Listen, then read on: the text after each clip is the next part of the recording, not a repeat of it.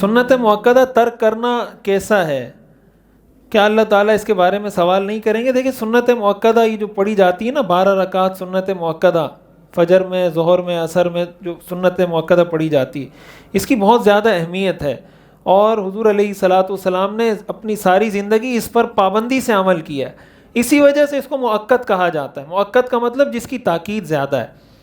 تو اس کو چھوڑنا نہیں چاہیے، اور اگر کوئی شخص بلا عذر اس کو چھوڑتا ہے تو وہ گناہگار بھی ہوگا۔ سنت مؤکدہ واجب کے حکم میں ہوتی ہیں، جو واجب کا حکم ہوتا ہے سنت مؤکدہ قریب قریب اسی حکم میں ہوتی۔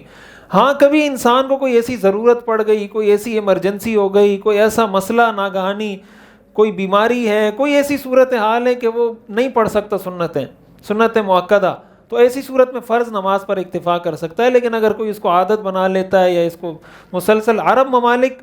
میں اصل میں اس میں فقہائے حنفیہ کا اور دیگر فقہا کا اختلاف ہے،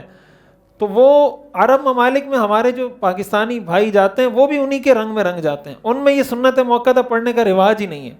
وہ پڑھتے ہی نہیں ہیں، بس فرض پڑھیں گے، پڑھ کے نکل جائیں گے۔ تو وہاں جو ہمارے